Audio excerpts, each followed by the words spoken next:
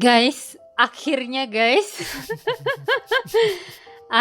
seorang Atmi Asani Yusron meneteskan air mata saat menonton sebuah drama. Gue sampai terkejut, jantung gue pindah ke lambung saat lo bilang lo nangis. Ini groundbreaking moment banget ya, seolah-olah emang hati gue selama ini terbuat dari batu gitu. Enggak, drama lain kan lo bisa lah nangis, cuman kan drama Korea lu jarang banget kan. Kenapa ya? Kenapa justru gue jarang banget nangis sama sesuatu yang gue rutin tonton gitu. Padahal tapi kalau yang lain-lain tuh kayak gampang gitu bikin tersentuhnya gitu ya. Kenapa ya? Apakah ini adalah sebuah gue akhirnya melewati fase denial gue? Denial kenapa lo? Gak tahu kan, kayaknya selama ini tuh kayak wah ya udah sih cuman drama Korea gitu, atau mungkin gue nggak pernah merasa ini adalah sebuah gambaran realita kehidupan gitu loh. Maksudnya produk drama Korea ini ya. Oh Kan iya, kebanyakan iya, yang iya. kita tonton kan selalu yang kayak berbalut fantasi, yang kriminalnya Iya. itu yang kayaknya unimaginable gitu untuk Iya, terjadi iya, di iya. dunia nyata gitu. Sementara lo memberikan gue sebuah drama Korea slice of life yang ya sebenarnya mungkin ini bukan pertama kalinya kita ngebahas slice of life, tapi mungkin buat gue personally ini adalah drama Korea yang menyentuh banyak sekali sudut hati Banyak gitu loh. banget sih. Kayak kayak gue kemarin sempat nge-tweet, gue sudah banyak nonton drama Korea, tapi biasanya kalaupun gue harus relate sama drama ini, biasanya gue akan relate sama paling enggak satu karakter doang, dan itu terus sepanjang season gitu. Tapi di My Liberation Notes ini gue menemukan sebuah fenomena bahwa nggak cuman satu orang yang gue bisa relate di drama ini, tapi justru 3 karakter utama ini adalah gabungan dari Iya. kepribadian gue sebagai seorang manusia gitu. Kayak waktu di episode sebelumnya kan gue labil tuh antara gue bilang kayak gue tuh kijong banget, Iya, terus iya. gue tuh mijong banget, enggak gue tuh cani banget gitu. Tapi pas gue tonton sampai habis kayak iya gue melihat diri gue di antara ketiganya gitu. Jadi kayak mungkin itu yang membuat gue pada akhirnya ketika nonton ini punya banyak momen realization dan momen refleksi gitu ya, yang membuat gue akhirnya bisa sampai meneteskan air mata gitu. Tapi yang lucunya adalah, jadi kan ini spesifik gue nangis pas adegan ibunya meninggal ya. Spoiler alert. Tapi anyway ini pasti spoiler isinya. Spoiler. Jadi kan gue nangis tuh pas adegan ibunya meninggal ya. Cuman gue bukan nangis karena ibunya meninggal gitu. Gue nangis karena gue lebih berkaca ke kehidupan gue. Kayak gue belakangan ini memang lagi dalam fase yang sempat berpikir gitu ya, gue kan nggak pernah menghadapi melalui fase grieving gitu Iya, ya, ditinggal kayak mati. ditinggal meninggal oleh seseorang yang gue sayangi gitu. Maksud gue belum pernah ada di fase itu yang kayak terjebak dalam perasaan kehilangan itu gitu. Dan pernah satu hari gue ya di salah satu momen melamun malam hari gue yang selalu gue lakukan setiap malam gitu ya, gue pernah berpikir kayak kalau satu hari itu terjadi, bisa nggak ya gue menghadapinya gitu, bisa nggak ya gue melalui itu gitu, bagaimana coping mechanism gue pada akhirnya. Karena sampai saat gue berpikir itu pun gue tidak terbayangkan gitu gimana tubuh gue akan bereaksi dengan grief itu gitu. Dan ketika gue nonton ini, gue langsung yang kayak that was hitting me so hard gitu loh, kayak betak gitu, kayak wah gimana ya kalau misalkan gue menghadapi situasi itu gitu. Disitulah akhirnya gue kayak berkaca-kaca, dan kemudian akhirnya gue nangis. Gue langsung ngechat nyokap gue. Gue langsung WhatsApp nyokap gue bilang kayak saya habis nonton drama Korea dan ceritanya tuh sedih banget, ibunya meninggal gitu segala macam. Terus gue udah kayak panjang lebar gitu mengungkapkan emosi gue. Terus jawaban dia cuman kayak drama tanda tanya, wow, koma seru titik. Apa yang seru dari orang meninggal, Bu? Gue berharap kita tuh punya conversation yang pada akhirnya tuh depth gitu loh di antara gue membuka diri Iya, tentang iya, iya. gue nggak tahu bagaimana perasaan gue nantinya kalau misalkan lo nggak ada, gue bilang gitu kan. Tapi komentar dia cuman wow, koma seru titik gitu. Masih mending kayak gitu deh, cuma dikasih huruf Y doang. Ya. Agak miris ya keterbukaan dalam keluarga ini, tapi that's the reality of our family gitu, yang mana gue sudah tidak merahasiakannya lagi dari episode sebelumnya gitu, bahwa Iya. dinamika keluarga gue tuh emang seperti itu gitu. Kita tidak terbiasa dengan komunikasi yang selalu diromantisasi gitu. Ya udah kayak gitu aja gitu. Tapi at least pada saat itu gue sudah mengutarakan rasa keinginan gue untuk bilang bahwa if someday you are not here, I don't know what will happen to me gitu loh. Jadi paling enggak kekhawatiran gue udah tersalurkan, walaupun mungkin respons dia nggak seperti yang gue harapkan gitu. Coba mungkin next time lo coba lagi ya, Iya, lewat telepon atau lewat tatap muka. Kalau mau tatap muka tuh kayaknya takut gitu. Malu ya? lebih Awkward iya, ya? lebih tantangannya lebih besar gitu. Nah, Iya, iya, ini benar. kalau lo sebagai orang yang menyukai drama-drama seperti ini, apa yang lo lihat dari My Liberation Notes ini yang membuat dia berbeda dari drama-drama slice of life yang lain yang masuk ke dalam Cup of Tea lo? My Liberation Notes buat gue tuh senyaman itu sih. Bahkan di bagian romance-nya pun gue gak ada yang berdebar-debar yang berlebihan kayak gimana. Atau pas momen sedihnya gak ada yang bener-bener gue sampai nangisnya tuh sedih perih banget gitu, enggak gitu. Karena menurut gue gak tahu kenapa ya. Mungkin karena gue udah bisa apa ya, antisipasi kayak wah ini kayaknya emang di drama ini wajar banget sih kalau misalkan sampai ada yang meninggal. Bahkan menurut gue meninggalnya ibunya mereka di sini tuh nggak sesedih kematian yang ada di My Mister gitu menurut gue. Kalau di My Mister tuh menurut gue jauh lebih, nggak tahu, ngerasa lebih sakit dan perih lagi sih. Walaupun sebenarnya gue juga nyesek banget sih sama kematian ibunya di sini, karena iya gue tahu yang namanya hidup ya, kematian itu kan mendadak ya, kita nggak tahu kapan kita meninggal, kapan kita dipanggil. Cuman di sini tuh pas banget si ibunya kan pas pulang dari pasar terus ketemu tetangganya ngomong, iya tuh si Mijong kemarin nangis-nangis katanya anjingnya meninggal ya. Padahal ibunya tahu mereka nggak punya anjing. Oh, dia menangisin si Mr. Gu gitu. Ya ampun, anak gue ternyata sesedih itu. Gue sebagai ibunya nggak tahu apa-apa. Gue kira dia fine-fine aja. Terus dia jadi kayak apa sih, langsung gloomy gitu kan. Padahal sebelumnya baru senang abis ketemu calon mantunya si Taehoon.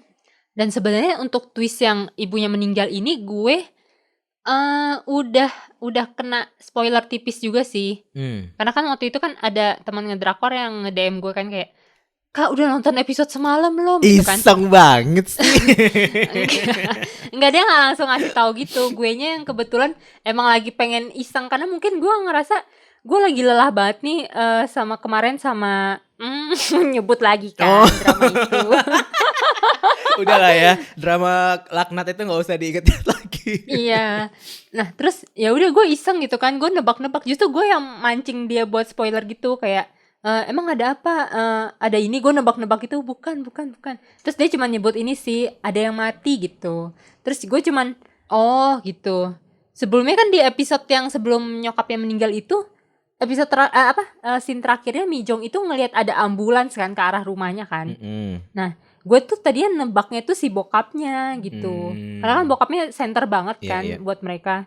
Ternyata malah yang di meninggal ibunya, dan meninggalnya ya udah pas abis tidur siang nggak bangun lagi gitu. Itu kayak ya ampun, gue si ibunya ini jadi dia meninggal tuh karena kelewat sedih apa gimana sih, gue jadi nyeseknya tuh di situ gitu. Iya sih, benar-benar, karena nggak dijelasin juga kan, since ini bukan drama medis kan ya. Iya. Jadi nggak dijelasin kenapa meninggalnya terus apa segala macem. Nah untung Mijong nggak tahu ya, maksudnya kalau ibunya tuh pernah ada percakapan kayak gitu. Oh, akhirnya dia belum tahu sampai akhir ya, benar-benar. Nggak tahu sih. Iya. Kematian mendadak ini juga kayak in a way sebenarnya jadi blessing juga sih buat keluarga ini ya, karena momentum besar untuk mereka buat mengubah Iya, iya. kebiasaan-kebiasaan dan juga apa namanya segala hal yang selama ini mengekang mereka itu kan, jadi mereka dibebasin buat ya udah tinggal aja di Seoul gitu. Bagaimana apa pada akhirnya anak-anaknya itu juga berpikir lebih memperhatikan ayahnya gitu dan memberikan kebebasan juga buat ayahnya. Dan gue merasa itu adalah momen, walaupun kadang-kadang sih gue mikir dalam hidup ini kayak kita memang perlu ditampar sekencang-kencangnya dulu gitu biar kita bisa sadar dan berubah gitu. Iya, iya. Tapi ya ini menurut gue tuh kayak kematian itu adalah sebuah tamparan paling besar yang bisa diterima oleh manusia nggak sih? Maksudnya kayak emang apa yang lebih dari kematian tuh emang apa Iya, gitu iya. kan? Kalau dipikir-pikir gitu.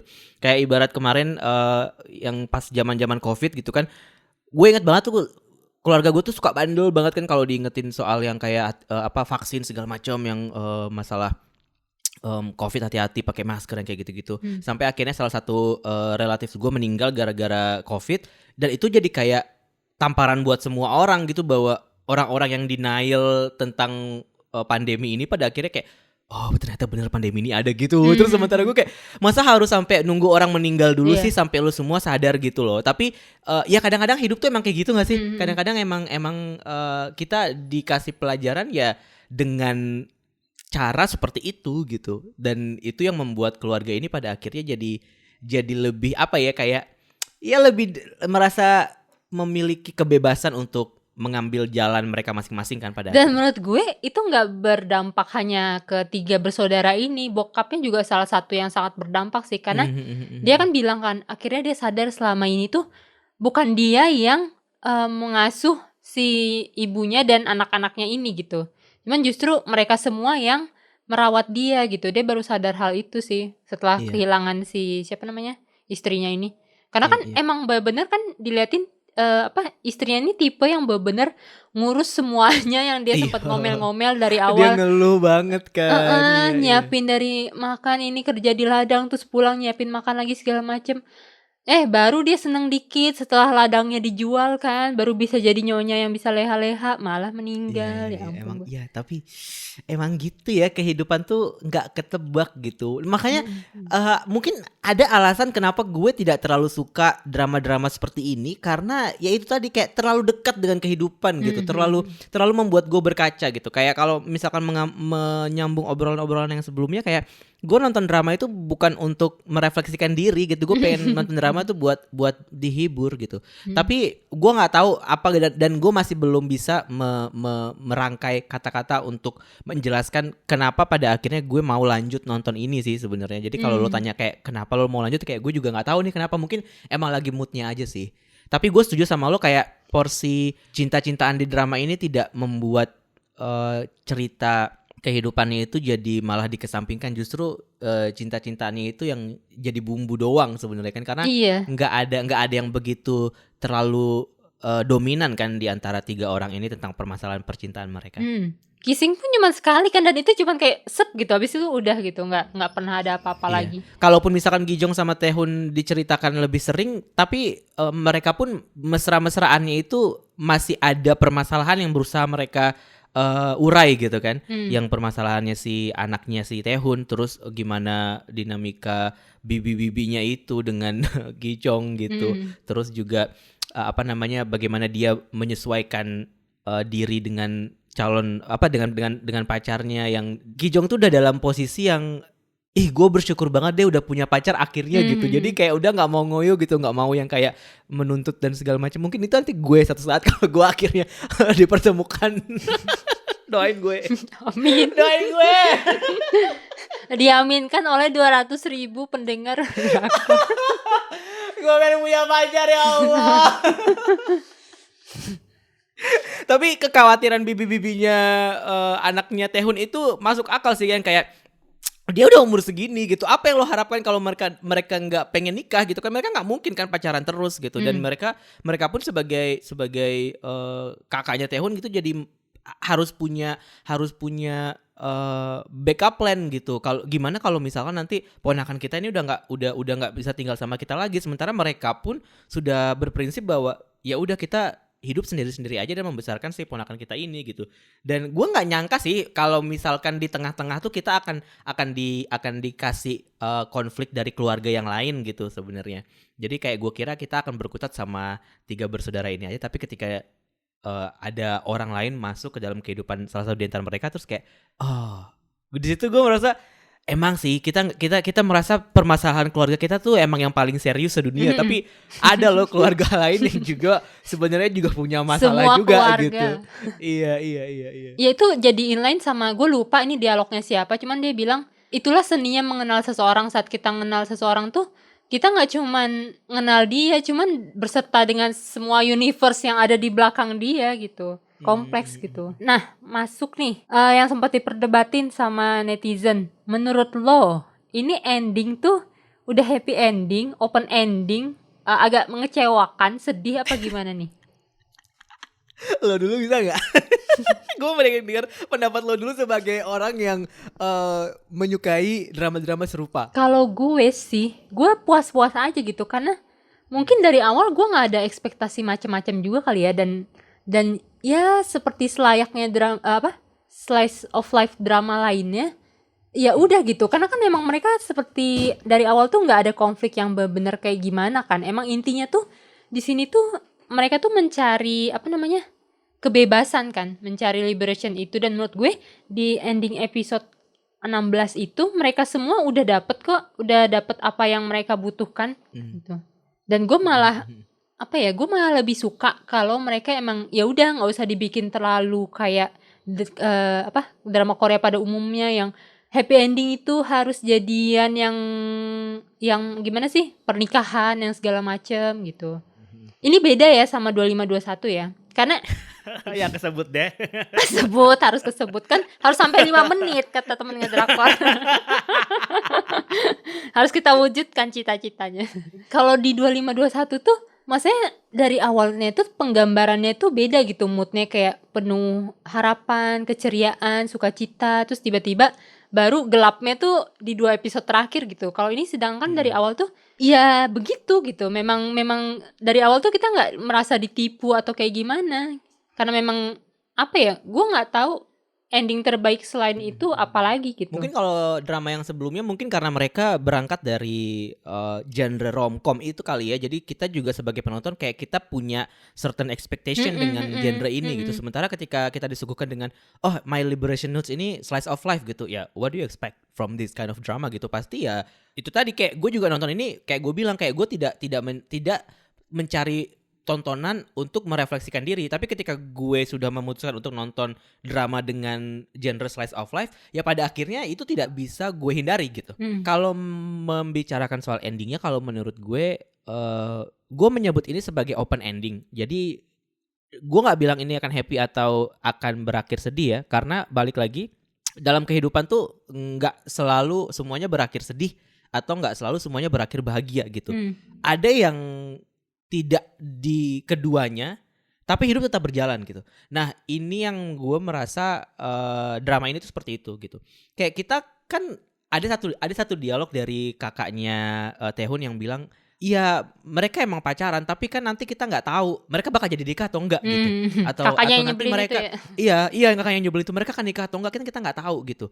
Nah gue merasa bahwa ya kayak gitu. Sekarang mungkin Mi Jong sama Mr. Gu juga fine aja gitu menjalani hubungan yang mereka pikir bahwa ini akan menyenangkan gitu. Tapi melihat kehidupan dua orang ini dengan dunia mereka yang berbeda, bahkan ketika akhirnya Pak Gu ngomong bahwa dia pernah jadi pria penghibur dan Mi Jong langsung kaget, itu kayak maksud gue itu tuh udah hubungan mereka dalam kurun waktu yang cukup lama, dan Mi Jong tuh baru tahu tentang itu gitu. Gue yakin kalau misalkan ada episode 17 sampai 20 akan banyak sekali kejutan-kejutan yang gue rasa Mi Jong akan ekspresinya akan lebih ekstra daripada sekedar dia mendengarkan pengakuan itu gitu. Maksud gue pada akhirnya cerita ini akan tetap berlanjut gitu, karena ini adalah sebuah akhir dari dramanya, cuman cerita mereka akan berlanjut terus gitu. Tapi bagaimana lanjutannya itu nanti ya itu tergantung dari keinginan penonton pada akhirnya gitu, tergantung bagaimana lo melihatnya gitu. Kalau gue sih pengennya Mi Jong sama Mr. Gu tuh nggak ada sesuatu yang membuat mereka officially dating gitu loh. Kayak gue cukup menikmati mereka dalam tanda kutip friends with benefit kayak gini aja gitu. Gue sebagai pria penghibur, mas-mas ini seolah-olah tidak punya nafsu gitu sama Mijong gitu kan. Kayak bahkan mereka sudah tidur bareng di kasur pun tuh kayak manis sekali gitu penggambaran kehidupan mereka berdua. Dan gue nggak kebayang kalau mereka berdua pada akhirnya digambarkan sebagai pasangan yang penuh nafsu itu gitu. Maksudnya kayak semua keindahan visual yang gue lihat selama 2 episode terakhir itu bakal jadi buyar gitu. Karena gue suka banget dengan bagaimana Mr. Gu membutuhkan kenyamanan dari Mijong, dan Mijong juga dengan dia hanya berada di situ pun dia sudah bisa memberikan kenyamanan itu tanpa dia berbuat lebih gitu. Dan Mijong pun juga bukan tipe orang yang ambi kan untuk mau berbuat lebih. Ambilnya dia cuman sekedar minta dipuja aja dan udah sampai di situ doang kan. Dan itu jadi inside jokes di antara mereka berdua kan. Di situ sih gue kayak merasa gue sudah cukup oke kok dengan akhir yang seperti ini, dan apapun yang akan terjadi di antara mereka berdua kayak itu akan hidup dalam imajinasi gue doang gitu. Iya, sebenarnya ini udah cukup tergambar dari yang pas Hebang Club itu loh ketemu lagi. Di situ kan mereka ada ngomong, gue lupa yang ngomong siapa. Emang mereka belum sepenuhnya benar-benar ngerasa bebas dari semua hal-hal yang memperangkap mereka gitu. Cuman ya nggak bisa dipungkiri bahwa mereka emang udah jadi sosok yang berbeda gitu. Dan Betul. penonton pun melihat banget aura mereka waktu pertemuan pertama dengan pas mereka reuni kembali tuh, mereka udah menjadi sosok yang cukup berbeda gitu. Iya. Yang kayak Mijong mungkin dia dari awal tuh gue ngelihatnya dia kayak ngerasa lelah karena harus nyesuaiin standar orang-orang, terus ngerasa nggak dihargain dan nggak dicintai dengan layak gitu. Jadi kayak mungkin sedikit banyak kepercayaan dirinya tuh jadi hilang gitu. Dan dia tuh sama hubungan percintaannya pun jadi kayak ngerasa selalu hitung-hitungan, apa-apa tuh dia ukur, dia pokoknya kalau misalkan dia ngasih gue segini, gue juga harus balasnya segini aja gitu, nggak mau lebih, nggak mau gimana. Makanya kan sempat ada dialog dia yang waktu sama Mr. Gu itu kan kayak, ya udahlah sekarang tuh gue nggak peduli lo mau balik nge-worship gue apa enggak, yang penting gue udah melakukan yang gue mau untuk nge-worship lo gitu. Terus jadi kayak di ending tuh gue ngerasa dia udah jadi sosok yang dia tuh bisa lebih menerima dan mencintai dirinya sendiri gitu tanpa butuh validasi orang. Dia bisa berani untuk melawan ketidakadilan yang dia rasa, keluar dari kantor toksik itu. Terus dia juga mulai lebih bisa bersosialisasi dengan teman-teman barunya dia. Itu sih. Dan satu yang dialog dia yang cukup viral itu yang 5 menit kebahagiaan per hari. Iya. Itu sih menurut gue kayak ya udah gitu, dia akhirnya udah menemukan formula dia untuk bertahan hidup dari kehidupan yang melelahkan ini tuh gimana gitu. Iya, benar. Dan Mr. Gu pertemuan dengan Mijong itu sih yang ngerubah dia, karena Mijong tuh banyak ngeberi dia insight baru yang dia nggak dapet di dunia kegelapannya dia sebelumnya gitu. Iya, benar. Karena kan kalau Mr. Gu itu dia kayak terperangkap di dunia klub malam, dunia hiburan itu, padahal menurut gue sebenarnya dia jiwanya tuh bukan jiwa-jiwa orang yang kayak gitu. Dia tuh sebenarnya menurut gue kayaknya cukup peka, cukup lembut, cukup overthinking juga. Makanya mungkin dia tuh ngerasa dia tuh kayak gini, desperate gini karena nggak bisa melepas trauma-trauma di masa lalu kan, kayak yang pacarnya bunuh diri gara-gara dia, terus pengkhianatan sama satu temen klubnya yang kayak gitu sih. Jadi menurut gue di sini akhirnya dia di episode terakhir itu digambarin kan lewat yang dia keluar, akhirnya dia beli ke alkohol lagi, cuman koinnya yang gambar burung itu hampir jatuh tapi ternyata nggak jadi gitu. Gue sempat baca kayak dibilang tuh kenapa koinnya burung, karena dari awal tuh burung di sini ngelambangin kebebasan dia gitu. Ingat nggak lo yang pas dia ada scene dia tuh yang ngampirin si siapa namanya yang kakek-kakeknya nyebelin itu, Mr. Shin ya, lagi nembakin burung gitu kan. Terus kayak gue lupa deh gue baca di mana, pokoknya ada hubungannya gitulah burung dengan kebebasannya si Gu ini gitu. Iya. Jadi menurut gue itu udah cukup ngejawab sih bahwa di ending Mr. Gu akhirnya memutuskan untuk berhenti menjadi alkoholik karena dia nggak mau kebablasan kayak si temennya yang pecandu judi itu. Dan open endingnya adalah gue nggak tahu nih, dia tuh dia kan emang ngegantiin uang yang diambil temennya itu dengan uangnya kan. Cuman apakah setelah itu dia akan resign dari dunia itu atau enggak, itu sih yang yang dibiarin Iya. ngegantung menurut gue. Kalau gue selama dia dapat duit sih nggak apa-apa, tetap di dunia itu kata gue, selama bisa menyokong kehidupan nggak masalah. Kerja apa aja boleh asal duitnya masuk. Itu aja sih. Kalau dia pergi entah Samsik sama siapa ya. Iya makanya Samsik kalau misalkan nggak punya bos sebaik dia juga males juga. Dan ada satu hal sih yang kayak gue merasa di situ gue agak berkonflik dengan diri gue sendiri sih, dengan karena adegan ini yang waktu si Mi-jong ketemu sama Chan-hyuk di ATM. Terus yang akhirnya Chan-hyuk nyenggol-nyenggol bokong Mbak, terus Mbak-nya mau marah, terus dibelain sama Mi-jong kan. Kenapa gue bilang gue berkonflik? Gue merasa kayak di situ Mi-jong terlalu angel gitu. Kayak kalau gue jadi dia, sampai itu duit 6 juta won balik sama gue nggak bakalan mau ngebelain ini orang gitu. Tapi Mi-jong tuh dengan berbesar hati ngebelain dia, bahkan ke dalam kondisi bahwa dia bilang dia ngomong gitu sama Mr. Gu kayak gue nggak mau justru dia bayar utang itu biar aja terus dia terlihat seperti loser gitu kan, seperti orang yang payah gitu. Kemana-mana nanti dia akan muncul, dia akan ngelihat gue dan dia akan inget dengan utangnya itu gitu. Sedendam itu loh si Mi-jong ini sama Chan-hyuk sebenarnya gitu kan.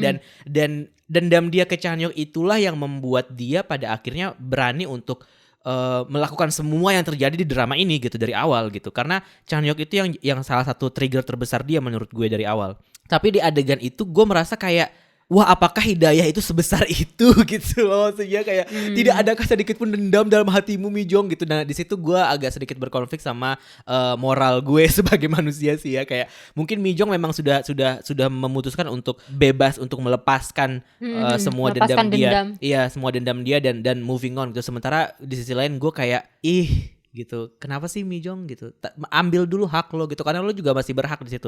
Tapi anyway, si Chan-hyuk ujungnya bilang sih kalau dia bakal bayar gitu kan, nyicil 1 juta gitu kan. Cuman kayak di sisi lain kayak apakah pada akhirnya kita harus baik dulu sama orang yang brengsek ini sampai mereka sadar bahwa mereka berutang sama kita atau gimana gitu. Maksud gue kayak gue tuh kesel aja dengan kenyataan bahwa masih ada orang-orang yang nggak tahu diri kayak Chan-hyuk ini, sampai yang kayak kita harus ngegelontorin semua kebaikan kita dulu loh buat lo supaya lo sadar untuk bayar utang ke kita gitu maksudnya. Nah itu yang gue masih agak berkonflik di situ. Tapi ya Mi-jong tentu saja karena dia pemeran utama di sini ya gitu. Jadi kayaknya dia dibuat ya pasti punya resolusi dengan permasalahan-permasalahan dia gitu. Tapi kalau gue jadi Mi-jong, gue akan tetap menyimpan dendam sampai gue mati sih kayaknya.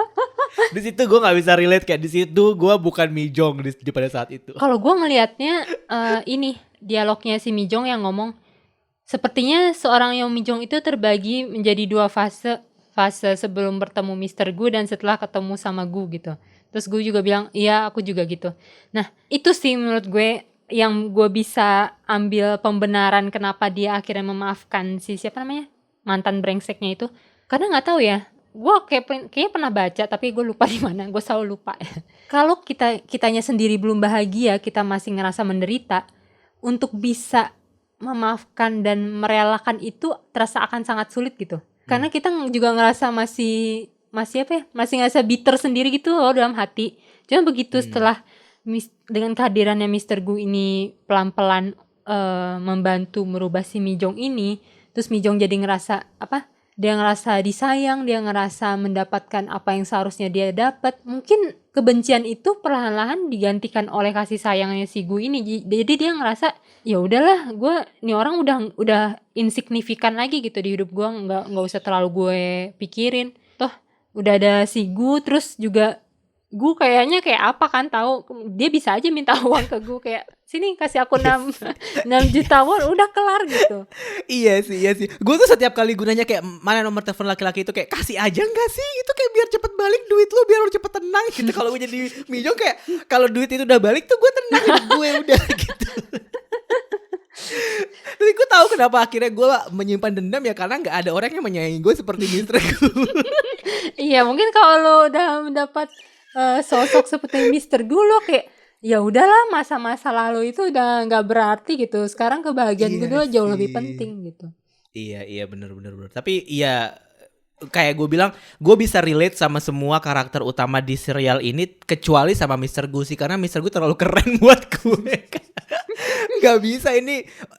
Tapi gue suka cara mereka menggambarkan karakter ini sebagai sosok yang nggak too good to be true gitu loh, kayak dia hero-nya nih, tapi dia juga tetap punya flow gitu, tetap punya sisi gelap dan sisi buruk gitu. Dan yang gue ini mungkin karena gue nggak terlalu banyak nonton drama-drama slice of life, tapi yang gue suka dari serial-serial serupa adalah bahwa kita nggak bisa menilai orang jahat tuh sepenuhnya jahat gitu. Atau orang baik tuh sepenuhnya baik gitu, karena ya setiap orang tuh pasti ada dua sisinya gitu. Kayak si Mi Jong di satu sisi dia baik-baik banget, tapi di sisi lain juga kayak ya dia masih menyimpan banyak sekali dendam gitu, dendam sama teman kantornya yang selingkuh sama bosnya yang ngerjain dia, yang dengan nomor handphone itu segala macam, terus juga bosnya yang sok-sok bilang jago desain tapi dia nggak bisa desain gitu.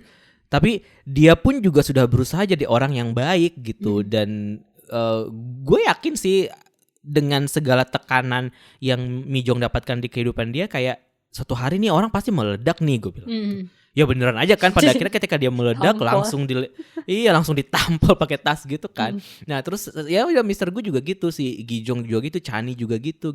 Tapi gue paling suka sama perjalanannya Chani sih sebenarnya. Kalau dipikir-pikir dari semuanya itu, gue paling merasa kayak apa ya, mungkin dia tidak terlalu di romantisasi berlebihan, cuman apa ya, kalau gue bilang ini orang tuh kayak hidup di bubble-nya sendiri dengan segala macam bahasa-bahasa anehnya dia, yang sampai adegan buang air pun dia romantisasi gitu. Ngerti nggak? Tapi nggak tahu kenapa kayak gue suka aja dengan cara dia menggambarkan setiap kejadian dalam hidup dia, sampai akhirnya waktu dia bilang waktu kakeknya meninggal dia ada di situ, neneknya ya dia meninggal dia ada di situ, terus ibunya dia meninggal dia ada di situ, terus pas di akhirnya temennya itu pacarnya Hyuna itu mau meninggal, dia mau pergi tapi nggak jadi kan, dia bilang kayak oh ini udah jalan gue, karena ini udah berkali-kali nih gue mengalami hal ini. Jadi kayak seolah-olah dia memang proses pembelajaran dia terhadap kehidupan dia itu juga benar-benar dia olah dan proses dengan matang gitu, sampai akhirnya jangan-jangan memang ini udah jalan hidupnya, sampai akhirnya dia masuk ke kelas pengubur pemakaman itu kan. Ketika dia mau pergi, terus dia membatalkan niatnya untuk pergi karena dia pernah bilang kayak gue mulai percaya kemanapun kaki gue membawa gue, itulah tempat gue gitu. Terus di situ sih gue kayak wah ini gila, kayak palu Thor tuh langsung mukul ke belakang kepala gue gitu, kayak betung gitu, kayak wah iya juga ya. Kayak kita tuh kayak kadang-kadang dalam hidup selalu yang kayak ih anjir kenapa sih gue harus kesini gitu, tanpa kayak berusaha untuk ya mengambil sisi lainnya gitu, kayak mungkin ada maksudnya nih gue di sini gitu. Kalaupun misalkan nggak ada maksudnya pada saat itu gitu, mungkin nanti gitu, mungkin 2 minggu lagi gitu. Jadi dari Chani tuh gue merasa dapat hikmah tuh bahwa ya kemanapun apapun yang terjadi sama diri lo di hari itu, it means to happen to you gitu. Jadi dan nggak perlu yang terlalu udahlah capek nggak sih lo ngeluh-ngeluh terus gitu. Kayak gue juga jadi Chani itu sebenarnya capek ngelihat dia ngeluh-ngeluh terus dengan segalanya, sampai akhirnya dia berhenti untuk ngeluh, dan dia berhenti ngeluh dan merangkul semua kesialan dia selama ini jadi sesuatu yang ya dia bisa menghargai itu gitu. Kayak dia bisa berhenti kerja, dia merasa oh ternyata tepat juga ya gue berhenti kerja terus nyokap gue meninggal gitu kan. Dia selalu merasa akhirnya keputusan-keputusan yang dia ambil itu tuh masuk akal pada akhirnya gitu. Itu sih gue tersentuhnya tuh di situ sih dengan karakter ini. Gue kalau dengar Chang Hee justru gue selalu merasa tertarik sih, karena menurut gue dia itu the real observant gitu. Gue malah lebih capek kalau ngedengar Ki Jong yang lagi ngeluh. Karena kalau Chang itu keluhan-keluhan dia tuh gue entah kenapa tuh ngerasa relate gitu. Dan nggak tahu ya ada yang sependapat sama gue atau enggak. Di antara karakter-karakter ini justru Chang Hee itu adalah karakter favorit gue. Dan gue sempat baca ada yang menyayangkan kok Chang Hee kayaknya dikasih endingnya sedih banget gitu, cuman jadi pengurus pemakaman gitu, nggak jadi sama siapa-siapa. Tapi menurut gue emang dari awal tuh sebenarnya goalnya si karakter Chang Hee ini bukan untuk mencari cinta sih, karena kan dia sempat kayak dikasih kesempatan untuk memulai hubungan yang baru. Kan ada kan rekan kerjanya juga yang naksir sama dia, yang kayak udah lu tinggal bilang oke, tinggal nembak pasti udah gitu, kelar jadi beres. Cuman dianya emang bukan itu gitu kebutuhan dia. Bahkan dia udah nyoba sama siapa? Si Yona. Tetap nggak jadi, tetap nggak bisa kan. Dan itu inline sama perkataan bapaknya sih yang waktu mereka akhirnya jenguk bapaknya lagi terus makan bareng kayak, "Kalian ini kok kalau kalian bisa hidup sendiri ya nggak apa-apa.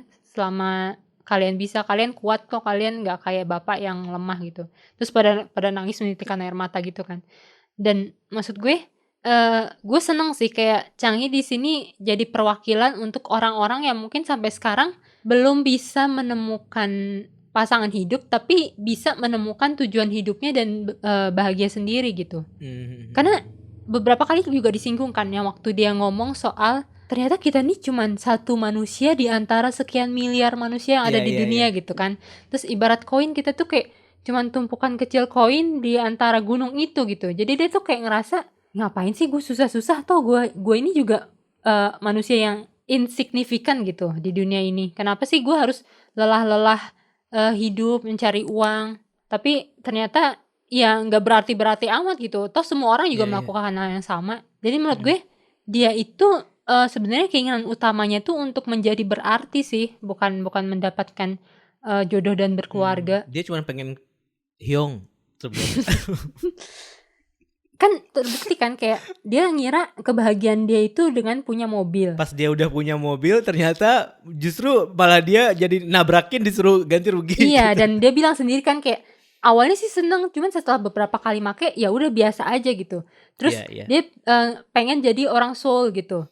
Terus udah pindah ke sana, dia malah overthinking dengan sejarah kota segala macem, tapi mukanya kayak yang masih biasa aja gitu. Terus dia juga bercita-cita pengen punya toko jadi sajangnim. Udah punya toko tetap aja mukanya tuh masih kayak ngerasa ada yang belum terpenuhi nih, bukan ini Iya, gitu, iya, bukan iya, materi-materi ini. Makanya pas akhirnya dia salah masuk ke kelas itu, dia senyum kan. Di situ kayak gue ngerasa, oh Changi akhirnya menemukan, mungkin dia merasa, oh gue itu ternyata hidup ditakdirkan untuk ini gitu. Jadi menurut gue kayak, ya selama Changi dia merasa penuh, ya nggak apa-apa sih. Iya, iya, iya. Gue juga akhirnya melihat karakter ini jadi sosok yang berbeda sih setelah akhir dari drama ini. Walaupun dari awal gue udah bilang dia mirip guru SD gue, guru olahraga. Mirip banget guru olahraga gue. Gue penasaran, please ada fotonya nggak? ada kayak fotonya dulu. Iya, Tapi iya, Changi iya, ini iya. emang ada bibit-bibit muka Asia Tenggara gitu sih, nggak terlalu yang Korea, Asia Timur gitu ya nggak sih? Karena matanya belok gitu kan. Terus nggak yang putih-putih amat. Oh gitu. Loh, kenapa emang kalau nggak putih bagus kok? Semua warna kulit bagus. Iya, iya, iya, iya, iya. Ya, ya. Ya, oke. Oke. Kijong gimana Kijong? Menurut lo, akhir pencarian dia bakalan membahagiakan gak nih sama Taehoon? Kijong itu karakter yang gue paling ngerasa agak sulit relate sih sebenarnya. Kenapa? Dibanding Changi sama Mijong sih. Apa ya? Di mata gue tuh dia Terlalu tuh ekstra ya?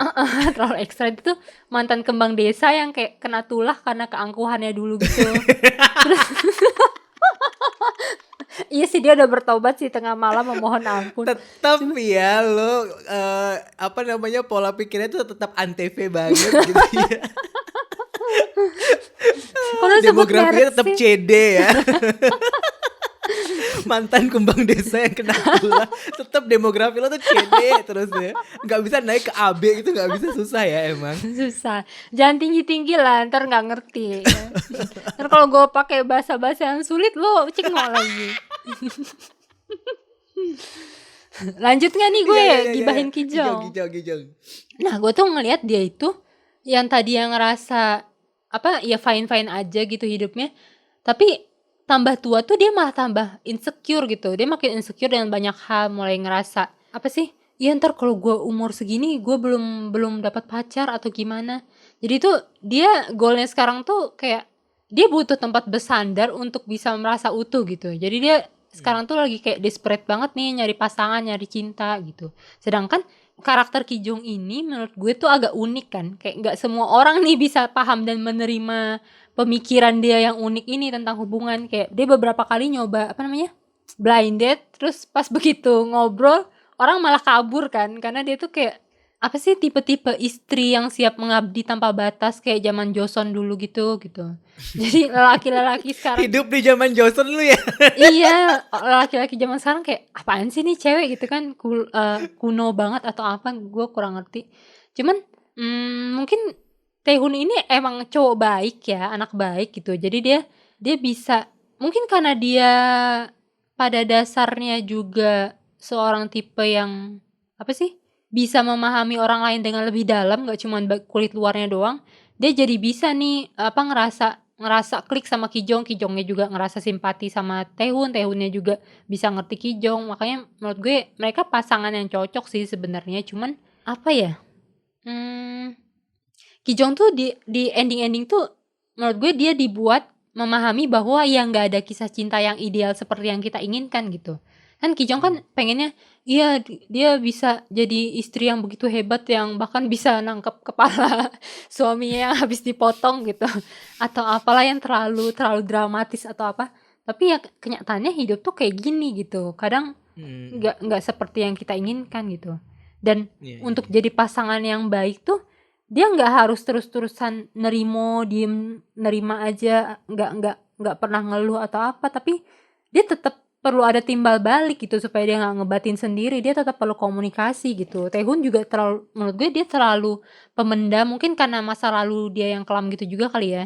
Jadi pas mereka berdua akhirnya ngomong dari hati ke hati, Taehoon ngasih tahu kenapa dia kayak kesannya tuh nggak mau punya anak lagi dan gimana nih hubungan kita mau dilanjutin apa enggak. Terus Kijong kayak bilang, iya sih aku cuma ngerasa takut ngebebanin kamu, cuman aku tetap gak sanggup pisah sama kamu. Terus akhirnya di scene selanjutnya Taehoon diliatin lebih apa namanya kayak lebih lepas gitu ya. Gue gak tahu ya efek dia lagi mabok doang atau gimana.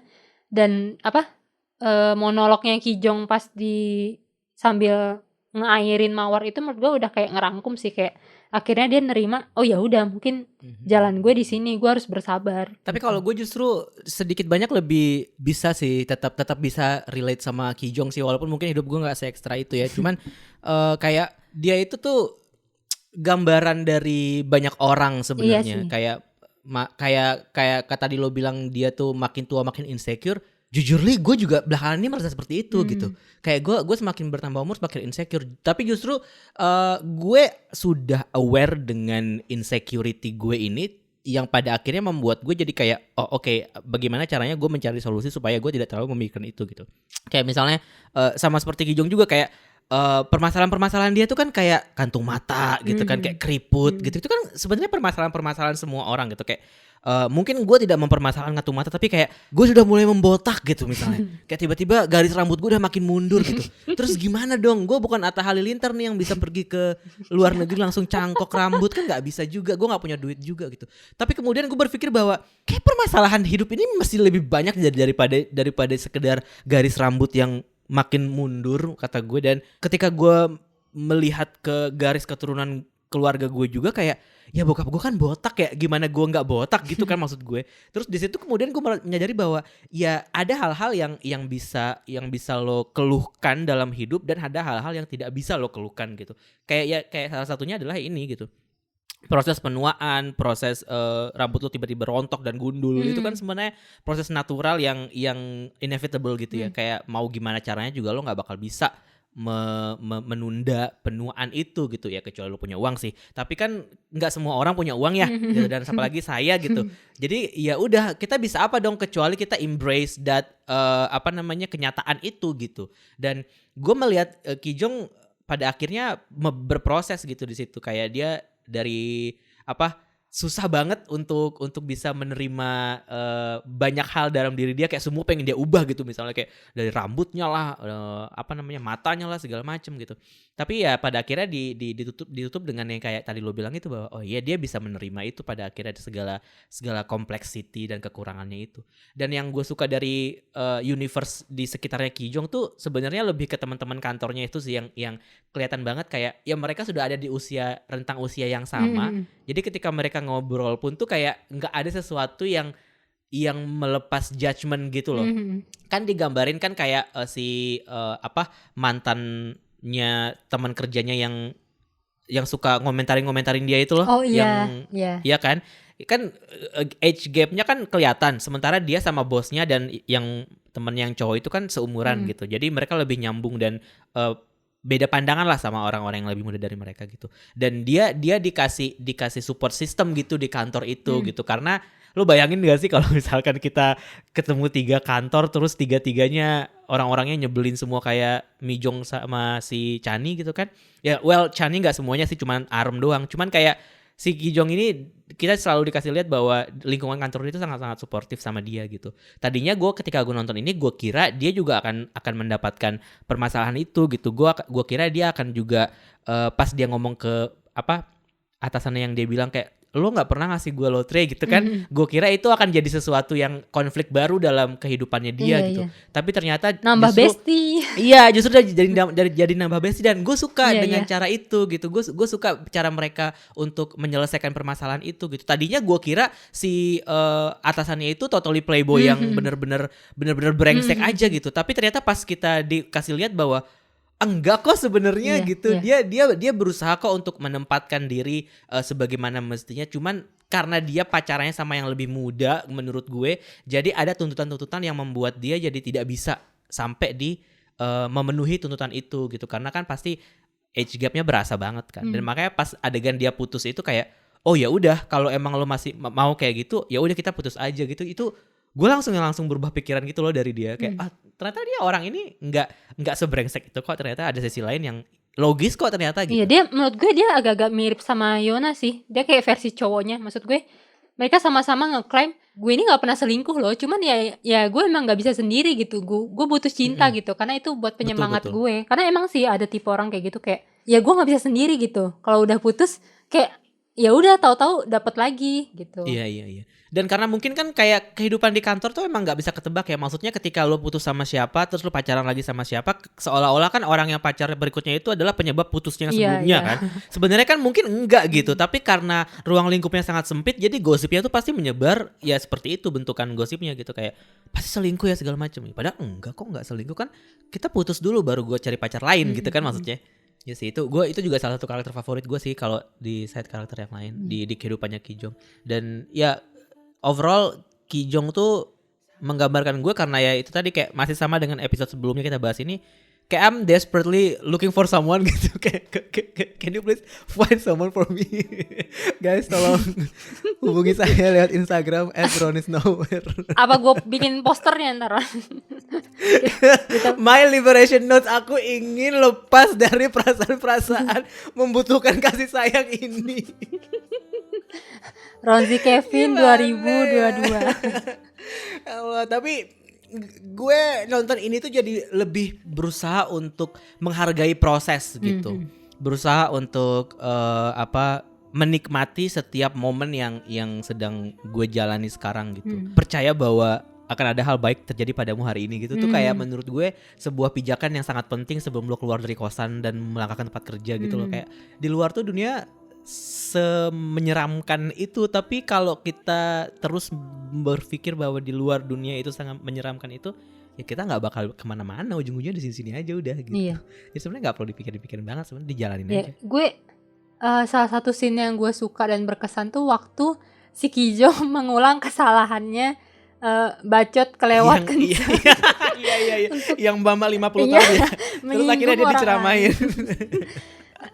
Maksud gue apa ya, itu cukup menggambarkan sih, kayak ya yang tadi gue bilang, Kijong ini mungkin ngerasa diburu umur kali ya. Dia jadi kayak ngerasa, aduh gue harus ini nih, ntar kalau misalkan nikahnya ntar gue keburu 50 tahun gitu atau segala macam. Ntar gue udah tua bangka menggeletak cuman mau mamah biak doang gitu. Terus mbak ini sana ngeliatin kan dengan make up yang full on gitu, kayak sayang itu tuh emang umur tuh gimana sih.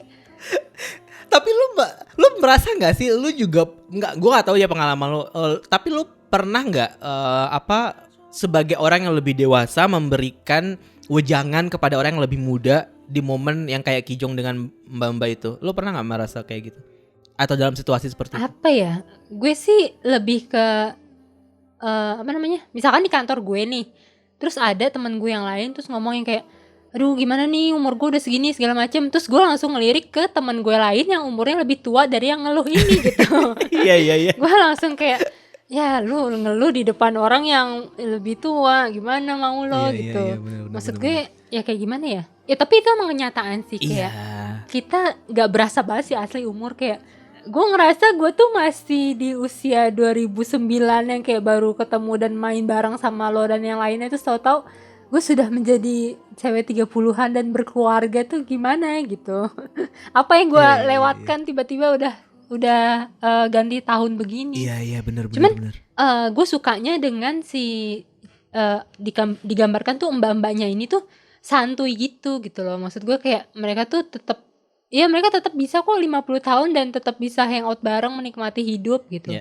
Dan ada temennya Kijong lain yang pas mereka pulang bareng kan, dia bilang, aku ngerasa bersalah nih, dulu gue kasihan gue seolah-olah tuh memandang kasihan gitu ke orang-orang yang hidup sendiri segala macem. Tapi sekarang giliran gue udah berpisah sama suami gue dan hidup sendiri, ternyata hidup sendiri tuh bisa bahagia kok, bisa nyaman-nyaman aja gitu.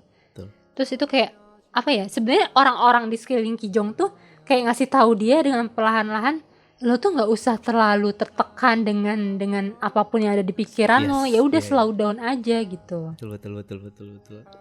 Makanya dia juga jadi nggak terlalu ngoyo banget gitu sama hubungan dia sama si Taehoon, ya udah nikmatin aja. Betul. Lagi pula kalau sudah susah payah nyari, terus ketemu, terus ribet, kayak nggak bersyukur kesannya. Tetap ya, tolong ya Allah berikan aku pacar. Tapi iya sih, itu gue setuju banget sih. Dan penggambaran Bamba itu yang santuy, Bamba 50 tahun yang santuy itu juga kayak, gue tadi nanya kayak gitu sama lo, apa kalau pernah mengalaminya? Karena gue secara tidak sadar kadang-kadang kalau ketemu sama orang yang lebih muda tuh kayak, enggak kok, berusia 25 tuh nggak setua itu gitu. Ketika gue umur 25 kan dulu ada satu teman gue yang bilang kayak, ya gue niat nikah umur 25 gitu, karena supaya nanti ketika gue udah punya anak gue tuh nggak terlalu jauh bedanya sama gue, kata dia gitu. Minimal waktu itu gue udah 25. Terus kayak oke. Dalam hati gue oke. Gitu.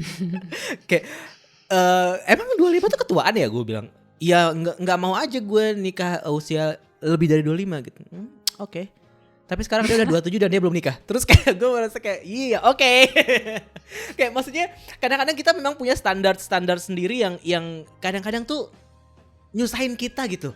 Dan itu membuat kita jadi kayak merasa terbebani atau entah kayak memburu dan segala macam. Dan gue nggak tahu kenapa, tapi sebenarnya bukan dunia yang meminta kita untuk memburu-buru kita untuk melakukan sesuatu, tapi memang bagaimana kita menjalani hidup itu aja sih menurut gue. Karena kalau lo udah merasa bahwa enggak, ambil sikap gitu kayak enggak, gue nggak bisa sekarang gitu misalnya, ya udah sebenarnya berhenti sampai situ aja gitu. Mau orang tua lo ngomong A B C D E F G, pada akhirnya kalau lo udah ambil sikap sebenarnya nggak apa-apa. Tapi ini case by case ya, nggak semuanya bisa seperti itu.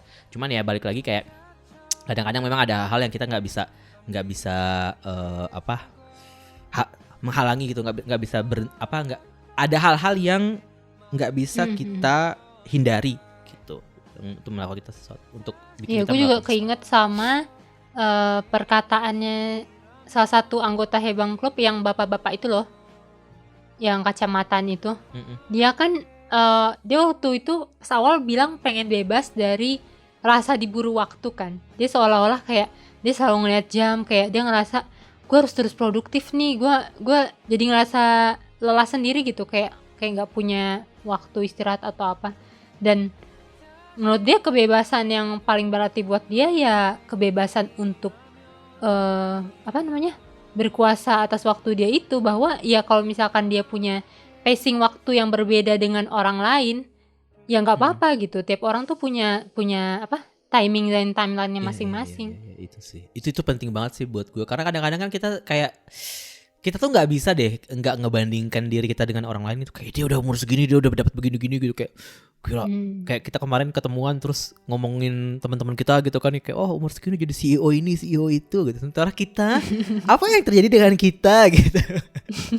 Walaupun mungkin kita sangat menikmati kehidupan yang kita jalani sekarang gitu ya, cuman ya itu pada akhirnya jadi sebuah bencana-bencana aja sih. Cuman ya buat lo yang mungkin masih merasa bahwa gue udah umur segini tapi kayaknya belum ngapa-ngapain gitu.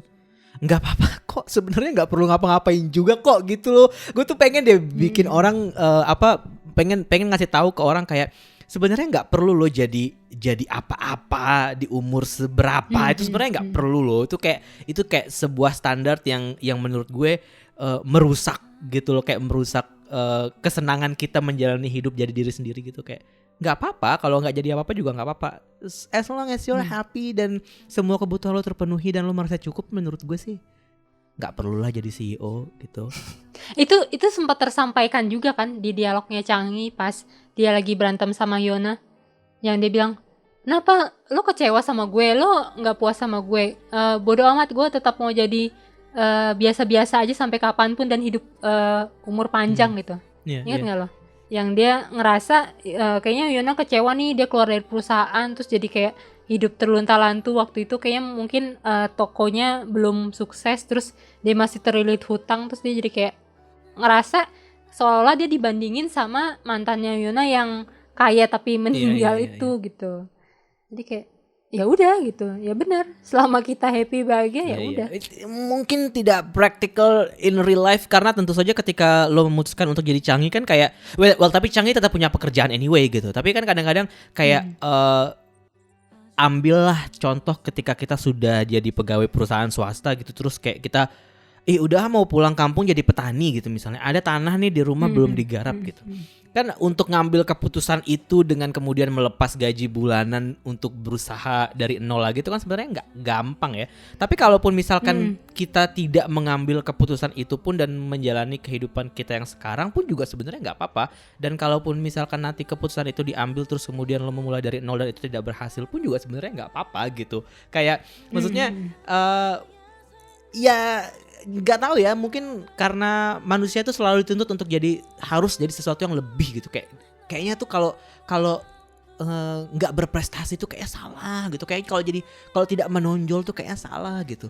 Sekarang gue malah merasa kayak gue pengen deh jadi orang yang biasa-biasa aja gitu, yang kayak nggak perlu khawatir harus apa namanya mikirin macam-macam gitu. Kayak ya udah biasa aja gitu. Kayak kadang-kadang gue rasa itu sih essence dari drama ini, bahwa ya lo pada akhirnya harus bisa lebih bebas untuk mengambil keputusan, menjalani hidup dan ya menjadi diri sendiri sih kalau menurut gue. Iya benar.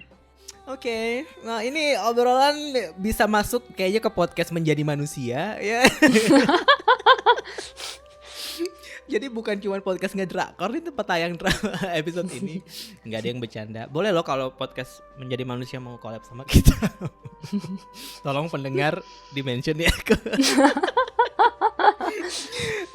Anyway, kalau misalkan belum nonton My Liberation Notes, ya silakan nonton kalau emang moodnya lagi pengen berintrospeksi dan lagi pengen merefleksikan diri. Kalau enggak, banyak drama yang lain. Nat, apa rekomendasi drama lo? Jangan, ntar pusing.